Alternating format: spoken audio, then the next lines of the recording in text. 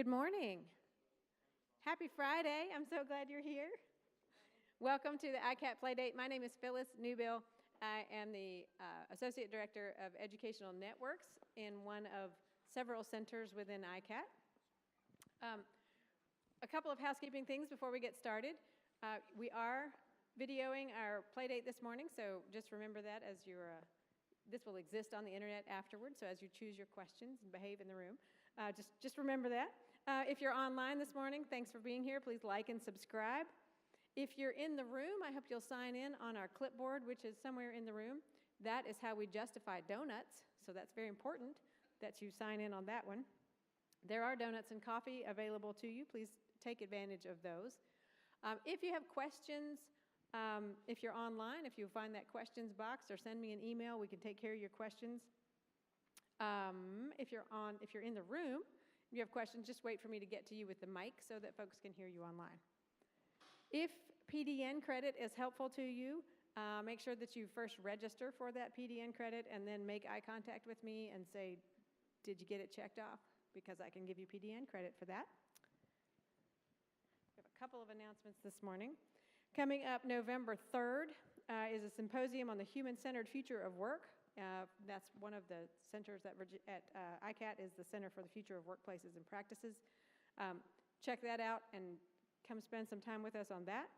Also, November 11th is the Virginia Tech Science Festival over at the Moss Art Center and Newman Library, Torgerson Bridge, that area.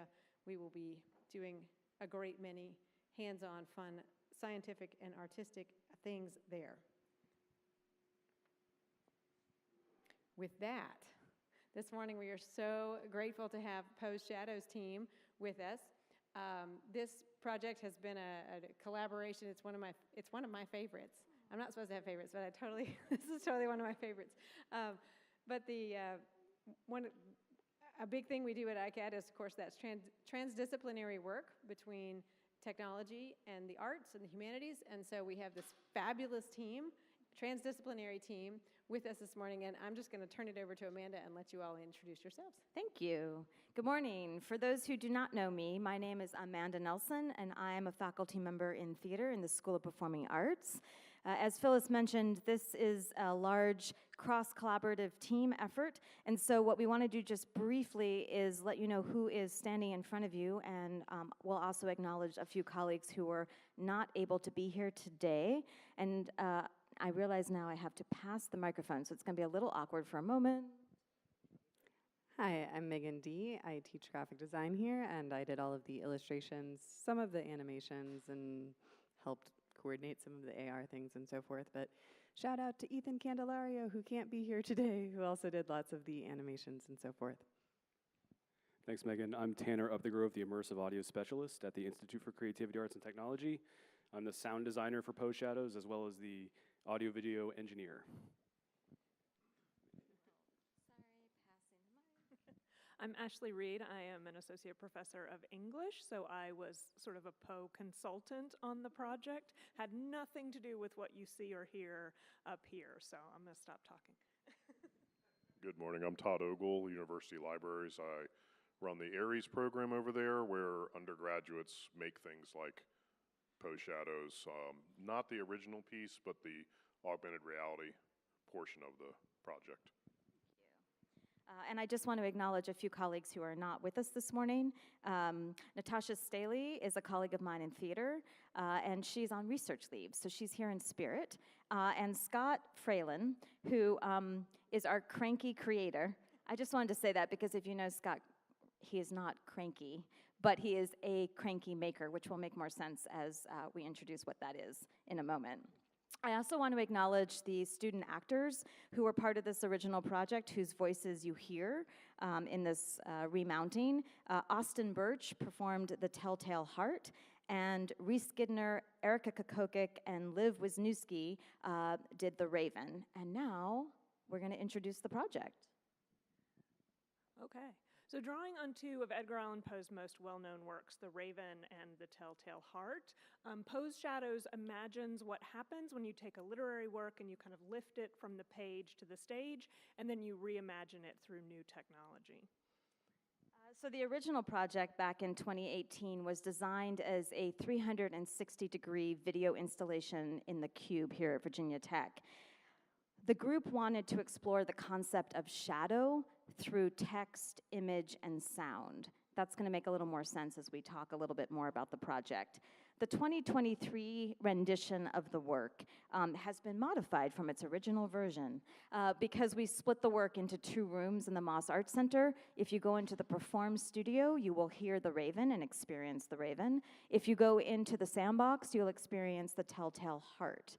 For those who have not yet had a chance to see it, we hope that you will go today. It is open and free to the Virginia Tech community. The hours today are 2 o'clock p.m. until 7:30 p.m. It runs every 10 minutes, so you can jump in and out whenever you'd like, so we hope you will join us. The last thing I just want to say before we jump into Poe is that this project, the Remount, is part of Virginia Tech's Humanities Week, which is a celebration, part of the national celebration for Arts and Humanities Month. And with that, we'll get a quick introduction to Edgar Allan Poe. I've been asked to give you 45 seconds to a minute of Edgar Allan Poe, which as a professor is very hard to do. But most of you know Poe. He doesn't really need an introduction, right? He's one of the most famous American authors. You could go anywhere in the world almost and ask someone if they'd ever read any Edgar Allan Poe, and they'd be very likely to say yes. One thing that folks often don't know about Poe is that he's a Virginian, which is part of the reason we were so pleased to put on the Poe's Shadows event here at Virginia Tech. He was from Richmond. He was born in Boston, but was orphaned when his mother, who was a traveling actress, died when she was giving a performance in Richmond. He was taken in by the Allan family. That's actually where the Allan in his name comes from. It's from his Richmond family. He was born Edgar Poe.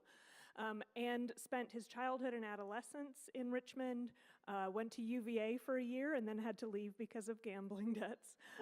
Spent a little time in the Army, a little time at West Point, and only then decided to become a full-time poet and writer of short stories. He wrote one novel. I don't recommend it at all as a professor. He had sort of a peripatetic life. He lived in New York, Richmond, Baltimore, Philadelphia, I think briefly even Washington, D.C. So he was moving along the East Coast throughout his short life, and unfortunately tragically died in Baltimore a little short of his 40th birthday, but he was actually returning from a visit to Richmond when that happened and was probably going to settle down and spend some time in Richmond. So unfortunately, he might have returned to become a Virginian again had his life not been cut tragically short. But luckily, we have amazing poems and short stories that he left behind for all of us to enjoy. So the audio does not appear to be working, but this was a video that Ray Meese had created for us back in 2018 with the original performance to give you a little sense for what it's all about.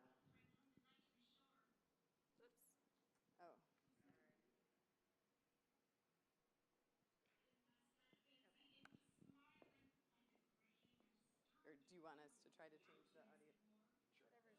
Whatever works for you. So we'd probably have to escape out and actually escape out and then go here. Technical problems. Here, people don't know Max. My sad fancy into smiling by the grave and stern decorum of the countenance it wore. Though thy crest be shorn and shaven, thou, I said, art sure no craven, ghastly, grim, and ancient raven, wandering from the nightly shore. Tell me what thy lordly name is on the night's Plutonian shore. Quoth the raven, nevermore. It is impossible to say how first the idea entered my brain, but once conceived, it haunted me. I loved the old man. He had never wronged me. He had never given me insult. For his gold I had no desire. I think it was his eye. Get out. But don't get out. We're not done. So our original idea was based on these crankies, which is an old form of Appalachian storytelling, in which you have a long scroll or image of some form that you crank as you sing a song or tell a story.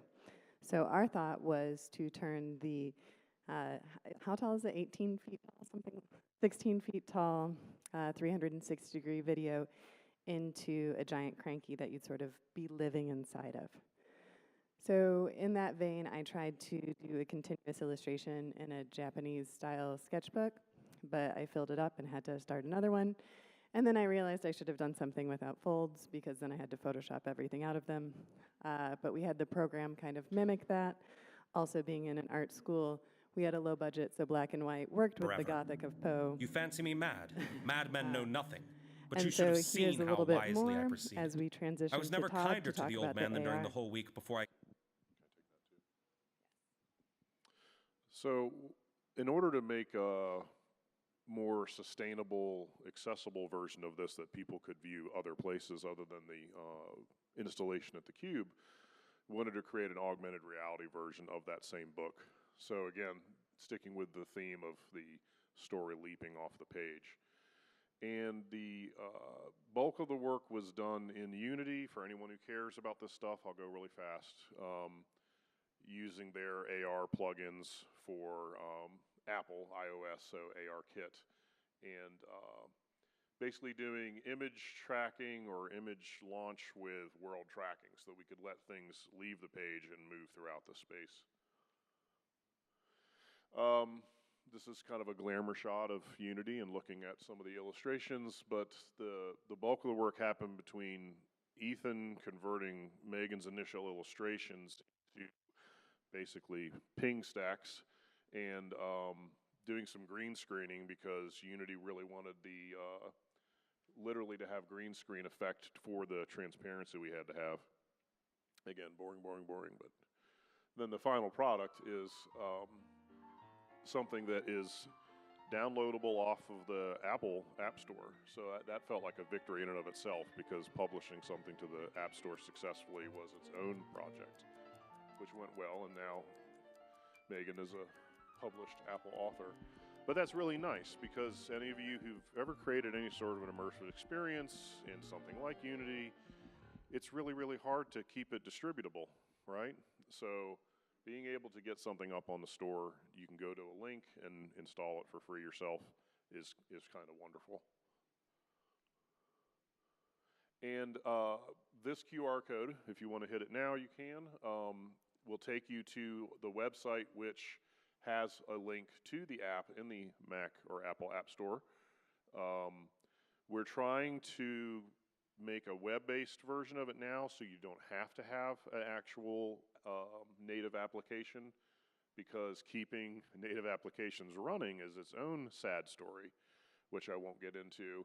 But the idea there being further sustainability, because we do all this work and we don't want it to only work for 6 months. So now who's next?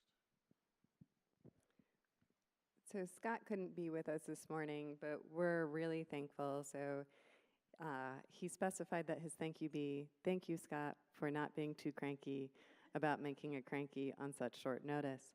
So he physically constructed what we'd done, and here's a little video that I took just the other day. This is still in the Moss Art Center, and he has a backup scroll to replace when all of the demos have been done. But you can really see, especially if you've seen the performance, how it kind of translates across the media. So we're super thankful for Scott. He is from University Libraries and one of my favorite humans to work with. So do we have another 20 seconds to kill? Well, oh, I guess we can also say for the AR book, if you want to get a copy, you can always come up to me at some point and I can give you one. We'll also have some available from 2 to 7:30 p.m. at the Moss Art Center. They are free. Take one. Not the cranky, though.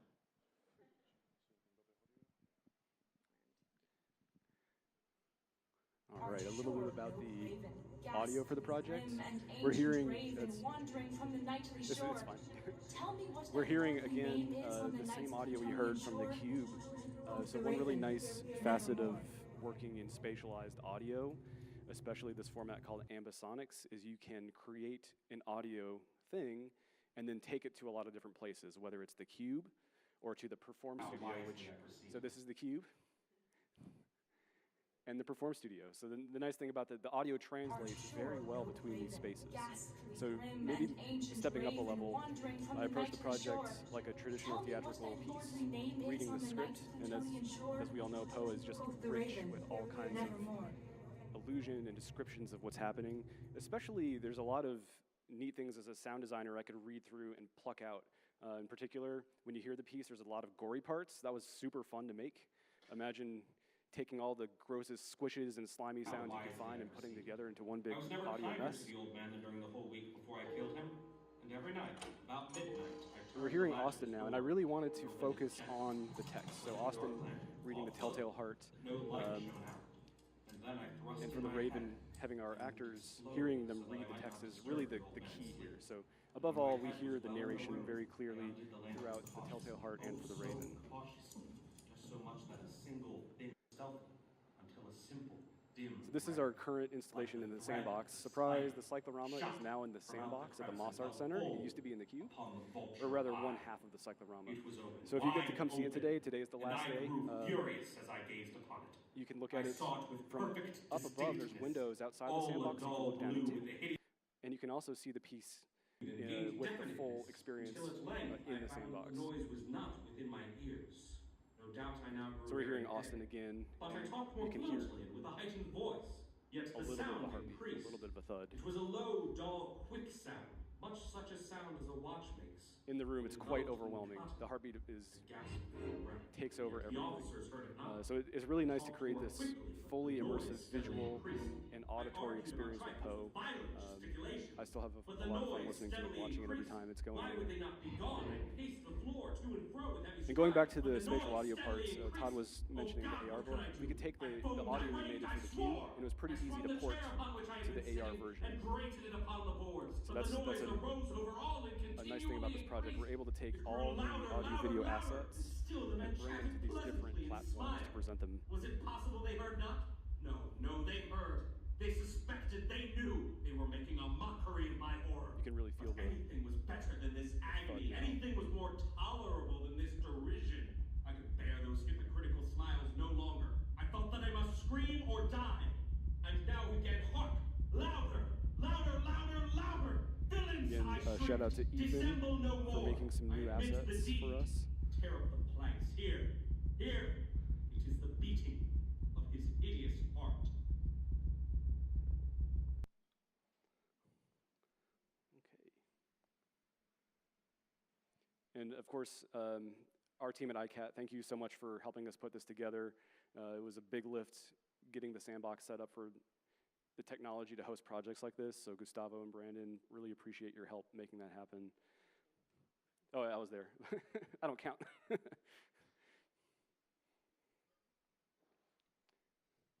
again, thank you for the support from all of our collaborators and for being part of Humanities Week. Any other thanks that we need to, anyone want to? We're good? Great, well, thank you very much. Poe Shadows, 2 o'clock today, Moss Art Center. Todd and I will shuffle over here to be part of the flannel panel. And at this time, if there's any questions, we'd love to take questions. Who has questions for this group? This is exactly my level of haunted house. This is exactly how much haunted house I want to do. It's so fun. What questions do we have in the room? Or online? If you have them online, send them on in.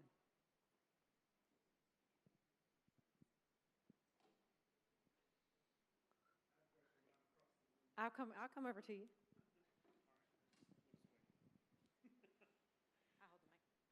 So what software platforms did we use for video and audio, and was it all combined on one platform, or was it 2 platforms that were synchronized? Can you talk about that a little bit? Yeah, I'll start, and then there's a lot of software involved in making this, which is fun. From the audio side, I started collecting audio assets in Reaper, an audio workstation, where you can put all your audio pieces in a row and align them how you want them and mix them together. And then I took the audio into a software called Max MSP. And that's how I do the spatial audio part. I can take the audio and pipe it into Max and make it work in places like the cube or other spots. Another thing I did with Reaper, when you play the file, it plays in a linear format and spits out time. So we have the piece all timed following Reaper, including the lighting effects that you saw, and triggering some of the video pieces. We keep going. This is a very easy answer, but After Effects for the video with occasionally Photoshop. Todd says, I know nothing. And you said Unity was the development platform? They're currently rebuilding it in Adobe Aero 2, which is Adobe's new AR software, which is pretty intuitive, which is nice.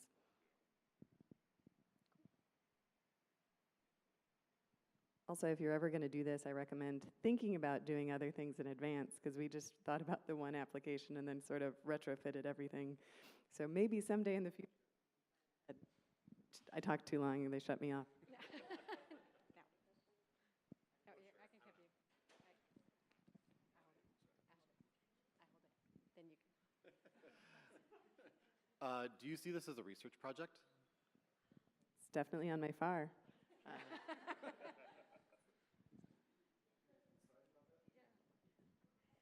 Absolutely. As I said, we were, as a group of collaborators, interested in the move from the page to the stage, sort of reimagining a classic text through new eyes. And we were really exploring the concept of shadow. So we looked at how shadow, like as in foreshadowing in the text, then we looked at shadow through image, using sort of light and shadow play. And then we did the same thing with sound, with reverberations and echo. So we would have a lot of conversations about how shadow lived in our various different disciplines and how it would come together to create a new experience. So absolutely, that was a big part of our research. Not to talk about theater for Amanda, but I feel like in 2018, this is obviously pre-pandemic when we first did this, but already thinking about new ways of having theater and immersive experiences kind of come together because technology and the theater had already been changing.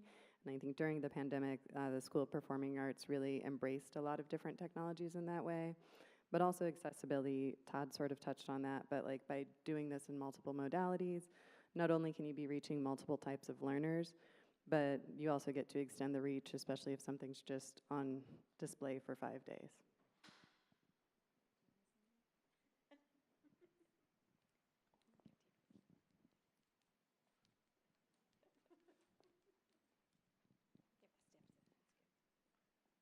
So in a lot of Edgar Allan Poe's works, like, horror, dread, those are like big things like that you want to draw out, especially the things that like your audience, you want to feel. And I know that having, that whole 3D experience, the 3D audio, the images all around the walls, immersion is something that is really easy to come by, you would think. But I was wondering if there are any like specific design choices that you felt really brought out those themes of horror, dread, and maybe one that you enjoyed the most. I think you're asking specifically about the technology, but I just want to say that one of the wonderful things about adapting Edgar Allan Poe is that he was already thinking in these kind of multi-sensory ways when he was writing, right? So when you read an Edgar Allan Poe story, he will describe smells, and you'll be like, like The Fall of the House of Usher. He talks about the miasma of the tarn, which is that's a smell word, miasma, right?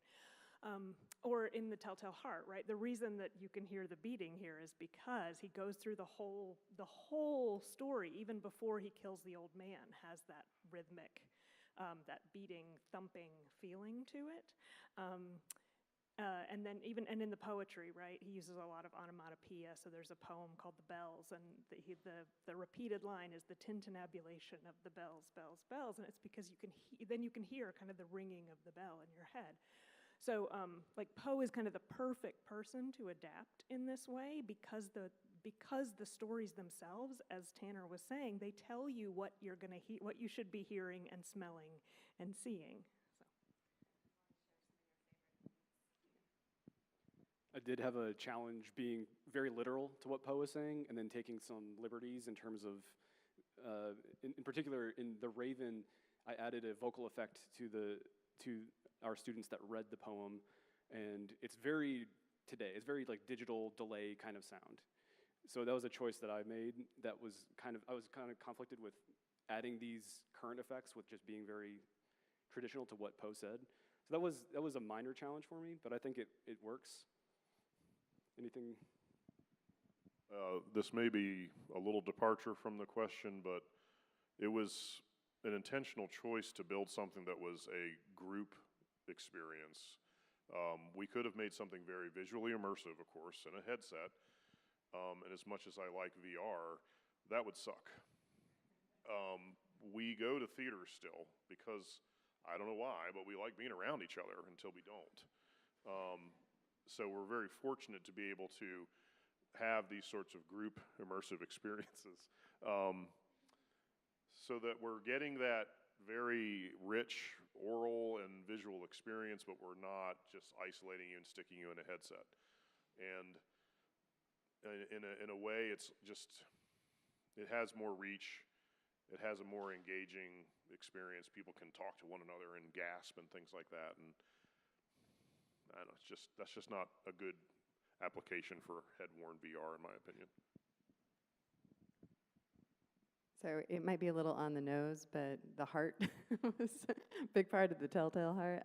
So we had a lot of fun with that in different ways. You know, in AR especially, like you can, because of the location mapping and so forth, you could have a beating heart on the floor below you. And so really thinking about breaking beyond the pages of a book as much as we could, although I think we've sort of just dipped our toe in that water. And I think I talked too long again, was how true to the Crankie did we want to be, those sort of original forms, and how much, I think especially for Poe 2.0, we were like, let's just have more fun. Let's do more bells and whistles. But I also had to lean into the campiness of Poe, and okay, it's Halloween coming up, like let's do Poe. Let's have the text have a big heartbeat in it. So really leaning in rather than going like, oh, let's do subtle Poe.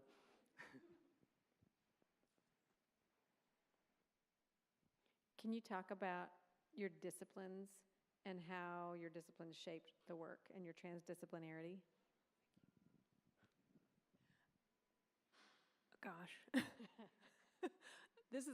Amanda's gonna be annoyed at me for saying this, but we had to shorten Poe to make this presentation. We had to cut some stuff out, which is very, very common. When you take something from the page to the stage, like a live audience will not put up with a lot of stuff that a reading audience will put up with, or you just get bored a lot faster. So we had to sort of, or the tempo is just different, right? So we had to edit Poe down, which was very painful to me as a non-theater person, and as a completist and a purist. I was like, but no, we have to do all 36 stanzas of The Raven. What are you talking about? That's going to be 45 minutes long, right? So for me, I have loved working with this team, and I feel so lucky as an English professor who normally sits in the library and reads books that I got to work with this very, very amazing, fun, interdisciplinary team. So it was simultaneously amazing and then also a tiny bit painful because I didn't want to let go of a single word that Poe had written. And I think it was really good to have the scholar in the room to sort of be keeping us on task as well, because in directing, I'm immediately conjuring how do we make this story work. And so it was a good balance, I think. I think Natasha, Ashley, and I worked very closely together on the text curation, and then Natasha and I worked with the student actors on rehearsing, and then we worked with Tanner to do the recording of the actor performances, and then we were always working with Megan on all the visuals and the visual storytelling. Knowing what images she was going to focus on in her work meant we had to make sure that the student actors were giving specific attention through their vocal work on those images so that it felt as a cohesive whole rather than separate parts. So there was a lot of interdisciplinary work. And then I'm still learning about AR and VR, so I always appreciate having Todd and his team part of this topic because he's looking at it for what it's going to be in a different modality and reminding us and asking us questions, so it kind of tethers us together. Yeah, so from pretty much day one, I remember sitting down with like a printout of Poe and Natasha and Amanda and like being like, okay, here's the images I picture. Is this what you think? So I think we had good open communication. But then as a great client or collaborator, they let me just sit in a hole and draw pictures by myself for a long time. And then when I came back and I said, here it is, they were like, okay. So that's my favorite collaborator, where they kind of let you do what you want to do and you let them do what they want to do. And not that there can't be feedback along the way, but that I think this team really gave each other space to do what they wanted to do. Yeah, and going away for a little bit and coming back was key, but we all got to work together in Say the Cube to do revisions and iterations, so that was instrumental for our process. And since we're less low on time, anything you want to say? Thank you. We are out of time, so I hope you all have had a wonderful morning. Thank you all so much for sharing this with us. I love this collaboration, and the experience itself is really phenomenal, so I hope you'll all come see it this afternoon if you haven't already. Even if you have already, come on back. Hope you have a great weekend, and we'll see you again next week, same time, same place. Have a great day.